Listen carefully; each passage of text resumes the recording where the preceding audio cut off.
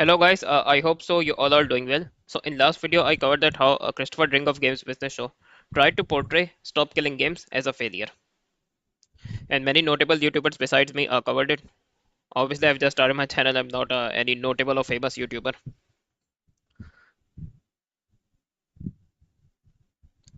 But many YouTubers omitted this part of that video. The sponsor of that video was Keywords Studios. And the host also bragged about Keywords Studios' amazing localization services.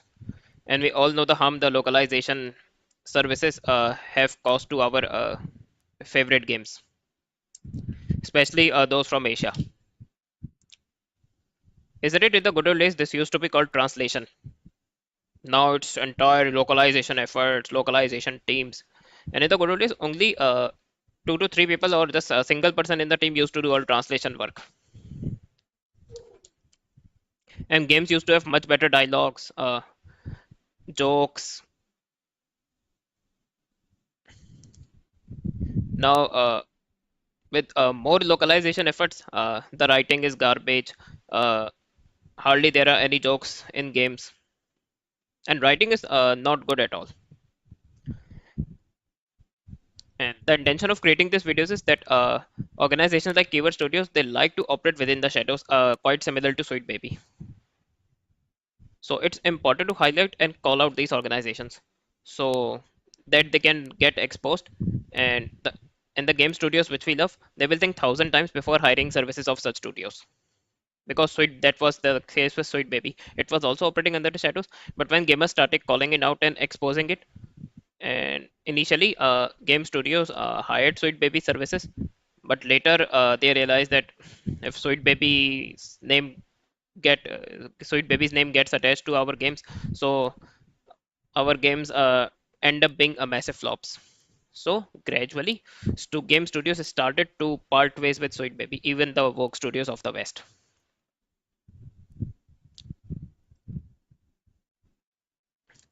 So game localization services. As a leading game localization company, and uh, and during this video, I'm going to show you how woke this Keywords Studios is. As a leading game localization company, we offer integrated text, audio localization, and localization QA for all regions, languages, and platforms. A localization company is simple. They've also invested into language AI. And already see, at least you guys can see these two pictures, which already raise black flags, red flags, sorry. Overweight and person with blue hair, and these are all looking like Gen Z woke activists who want to destroy games.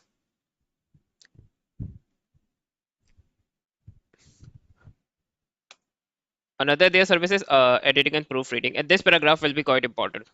Our edit proofreaders do more than simply check translated text for errors in spelling and grammar.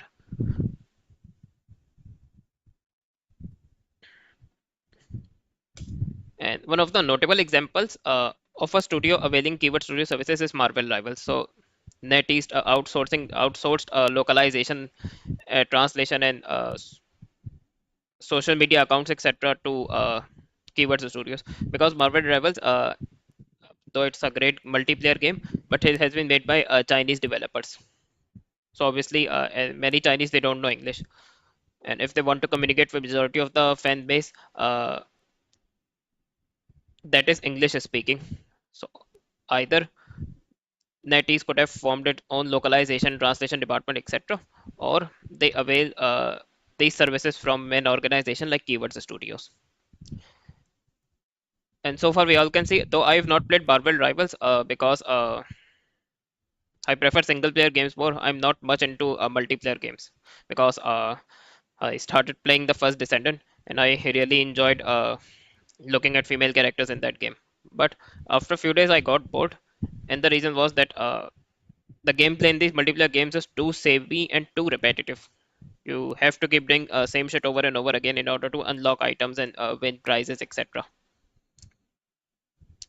But Marvel Rivals, there are multiple characters. Different characters do their different characters have different combat. So I will try it someday. And so far we can see the Marvel Rivals has amazing gameplay. There is no as such bullshit work writing. and it offers a lot of fan service, and no fan service was toned down by the efforts of Keyword Studios. The problem is that initially they only take inches, but in future, if a sequel to Marvel Rivals gets made, or if an updated version of Marvel Rivals get released and the current one gets delisted or deactivated, so in that this Keyword Studios will probably start to take miles and destroy the game with woke activism. The fan service will be toned down, female characters will be toned down, and in writing they will insert woke agendas. And then it also helps studios in getting the voice talent. And whenever I take a look at this picture, so I start sensing pronouns, rainbow flags, Democrats good, Republicans bad, and specific hate for the male gamers, which are majority of gaming's fan base. And I can also sense a desire to destroy the beauty and sexiness of female characters in games and to tone them down and to make them look ugly and make them look like a man.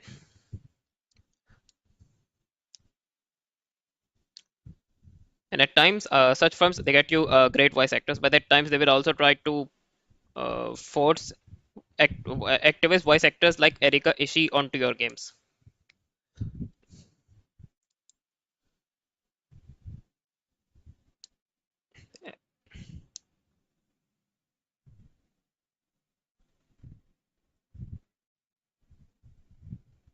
And now I'm going to show you that how woke this Keywords Studios is.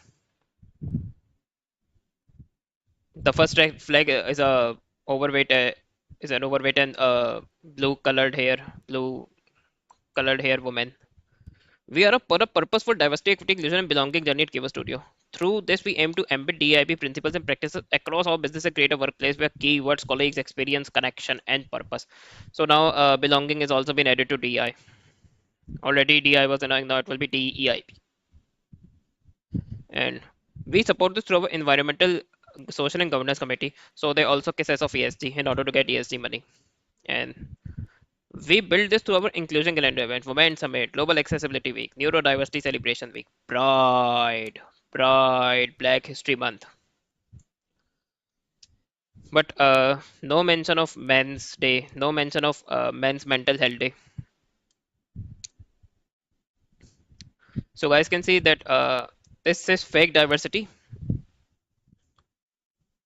Only a specific type of people are covered in this diversity.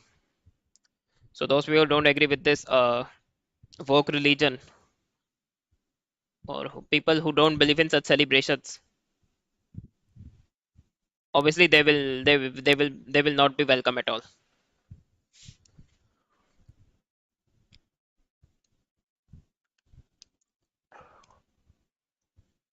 Also celebrated Pride in Mexico, and they support women in games.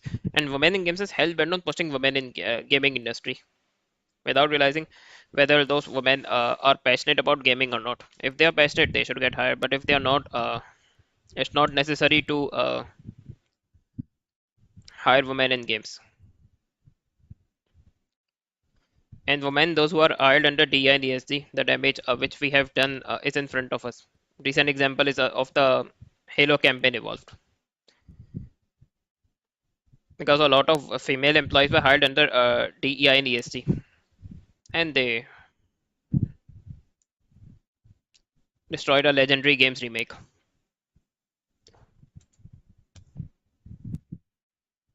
And in their financial statements, they are bragging about Starfield. Whether technical development, breathtaking artwork, exceptional voiceovers, testing and localization into a range of languages. I think so. There is no need for a Western company to hire localization services of Keyword Studios. And we all know Starfield has a lot of technical bugs and glitches. The character animations and even the NPC animations are quite bad, and the gameplay is shit. And all the female characters are ugly and look like men. and all femininity has been removed from those characters. So a mess which they are bragging about. And though they are bitching about diversity, but all their top executives are white people. So diversity is only practiced within the lower level positions.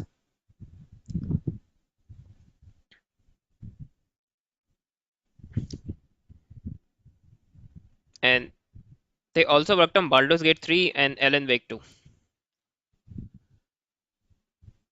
And Baldur's Gate 3, it was well received by majority of gamers, though it has few work elements, but they were optional. So every gamer can play Baldur's Gate 3 as per his or her liking.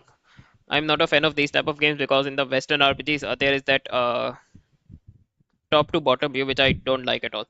And Alan Wake 2 was also worked on by this Keywords Studios. So besides Sweet Baby, they hired Keywords Studios. So here we can see a massive waste of money on consultancies.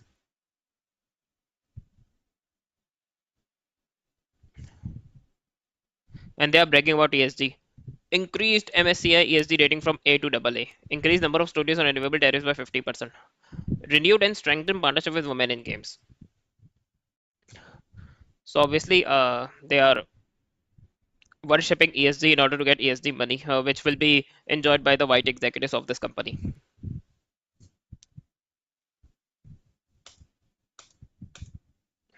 And they are also increasing the percentage of women in the company and in gaming industry. To offer increase the percentage of women within the top 20% of funders and organization, and the proportion of women in senior leadership positions, where roles typically command high levels of responsibility. Blah blah blah blah.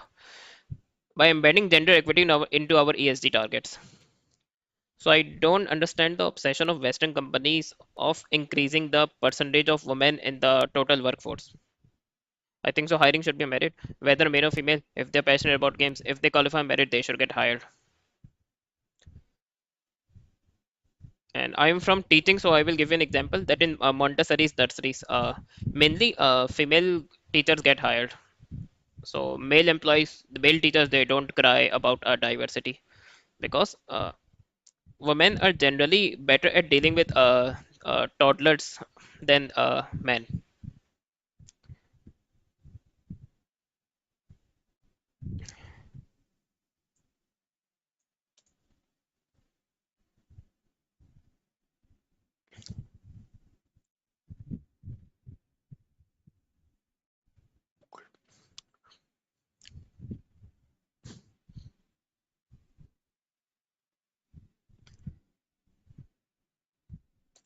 And this voice error, what they do is that organize their keyword studios.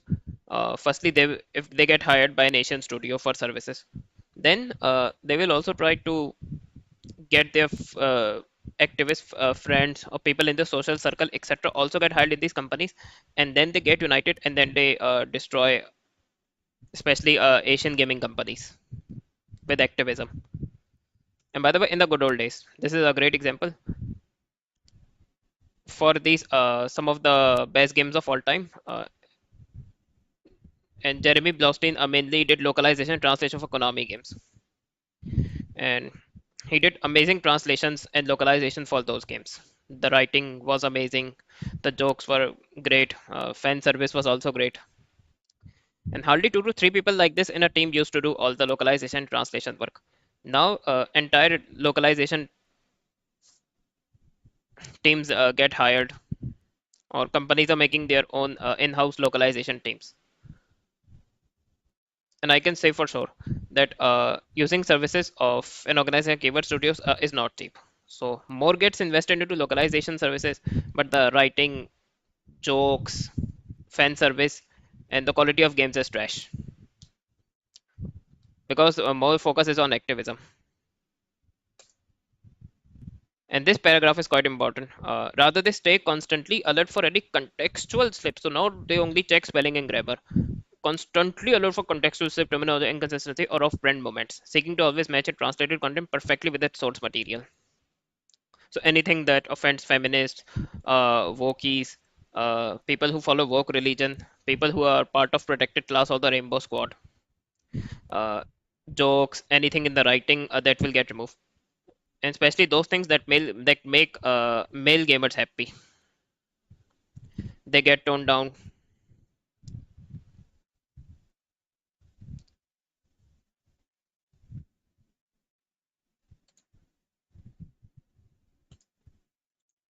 And I cannot cover each and every example that has been damaged by localization and what sorts of censorship these localizers do. And keeping in mind, Dead Rising is Capcom's game, and recently a remastered version was released. And Capcom doesn't outsource this localization; it has its own in-house localization team. But in that, mainly activist work. So, an antagonist had a race change from Chinese to Caucasian due to being perceived. So, they change a villain from Chinese to white because in the eyes of these activists, only white people can be villain. In the photography minigame, it is no longer possible to take erotica photos for points since it was perceived to promote objectification of women. So anything such fan service which makes male gamers happy, that is bad. That got removed. So one of the insane guys or villains call you communist in the legacy version. Now it has been changed. Now it has been changed. Now it has been changed to something else. And by the way, they are proud to be communist, so why they are getting offended by the use of communist if it's used to taunt if it's used to taunt someone, so they consider that offensive. And by the way, they are wannabe communists. And by the way, these same leftists, they are the worst corporate bootlickers. Even that Christopher Dring in my last video, he's also a leftist, but he's the worst corporate bootlicker. And even a company like this, they will never call out the billion-dollar corporations for bullshit. Rather, they will kiss ass of those billion-dollar corporations because only then they will get contracts and work from them as clients. And outfits of female characters were toned down, and thongs of certain female characters were removed. And even they changed the name of shops and trophies. And another example is that how, because Sega has gone full woke, so how its localization is censoring Atlas games. And Atlas, by the way, itself has embraced a woke ideology. So the Persona 3 it got censored in comparison to the legacy version. Persona 4 remaster is coming, uh, and they've already started bragging about that they will censor certain things so that the game will be well received by modern audiences.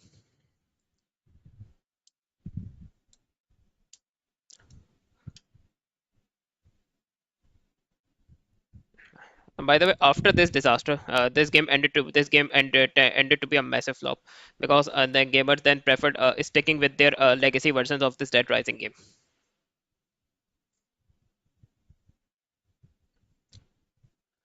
So this is the extent to which localizers do damage.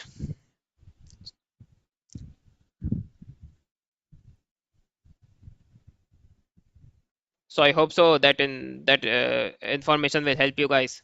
And for instance, I'm a fan of Shift Up. So in future, I hope so. Shift Up it creates an in-house localization translation department rather than using services of an organization like Keywords Studios. So if your favorite game studio, if it hires Keyword Studios for localization services, then you should definitely get concerned.